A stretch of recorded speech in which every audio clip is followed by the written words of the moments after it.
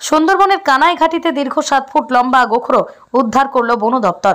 উত্তর 24 পরগনাতেই সুন্দরবনের কানাই ঘাটিতে মধুসূদন মণ্ডলের বাড়িতেই দেখা গেল প্রায় আনুমানিক 7 ফুট লম্বা গোখরো। বিশাল আকারের এই সাপটি বাড়িতে ঘোরাফেরা করতে দেখে হতবাক হয়ে যান বাড়ির মালিক মধুসূদন দাস। তার ভয়ে চিৎকারে আশেপাশের মানুষজন ছুটে আসে। এসেই তারা দেখতে পান এই বিশাল আকৃতির সাপ। তখনই এলাকার মানুষ সাপটিকে ফাঁস জাল দিয়ে ঘিরে আটকে রাখে। তৎক্ষণাৎ খবর পেয়ে ঘটনাস্থলে ছুটে আসেন স্থানীয় জনপ্রতিনিধি বিশ্বজিৎ মণ্ডল। সুন্দরবন বন দপ্তরে খবর দেন তিনি। বন দপ্তরের কর্তৃপক্ষরা এসে এই বিশাল আকৃতির সাপটিকে উদ্ধার করে নিয়ে যায় তারা। সুন্দরবন থেকে প্রতিনিধি প্রদীপ সরকারের রিপোর্ট, হিঙ্গলগঞ্জ নিউজ।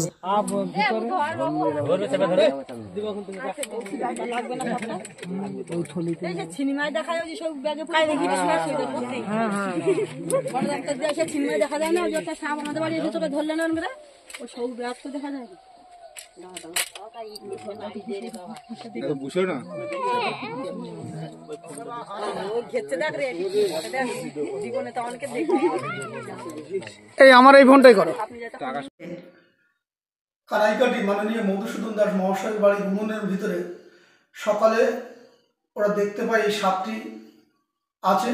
তারপর ওরা জাল দিয়ে ঘিরে ফেলে এবং সঙ্গে সঙ্গে আমাদের মাধ্যমে বন দপ্তরকে খবর দেওয়া হয়। বন দপ্তর থেকে লোকজন আসে এবং সেটাকে উদ্ধার করা হয় সকলের প্রচেষ্টার ফলে।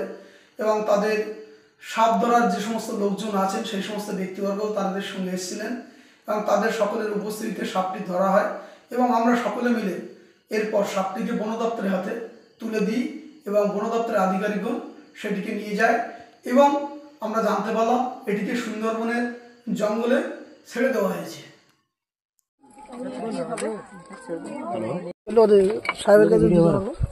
রানিং করেছেন না? রানিং করে দেবো। রানিং করেনি, আমি করবেন, আপনি করবেন। হ্যাঁ বলবেন তখন করবো। করবো রেডি। হ্যাঁ দাদা একটা রানিং আছে।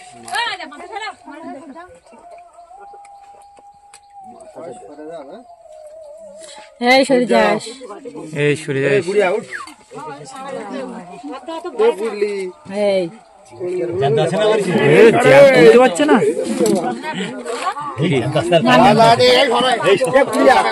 কিছু করবো। হ্যাঁ ঘন্টা নটি ভিডিও করবো, রানিং করে রেখে দেন। করবো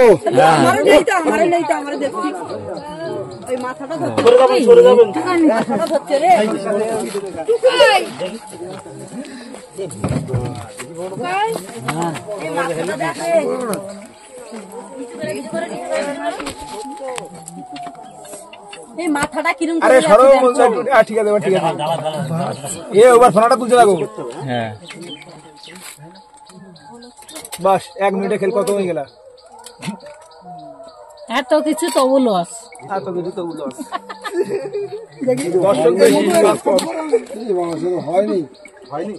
ভিডিওটা কেটে দাও, ভিডিওটা দাও।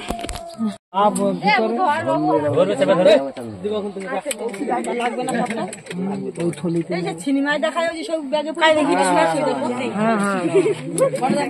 সিনেমায় দেখা যায় না, ওই একটা সাপ আমাদের বাড়ি এসে তোকে ধরলেন আমরা, ওই সব ব্যাগ তো দেখা যায়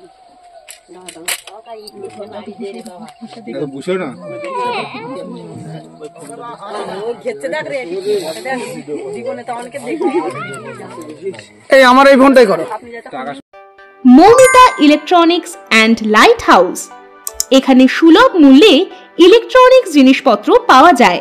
এছাড়াও যে কোনো অনুষ্ঠানের জন্য গিফট আইটেম পাওয়া যায়। প্রোপাইটার পুলক দাস, হিঙ্গলগঞ্জ, বাঁকড়া বাজার, উত্তর 24 পরগনা।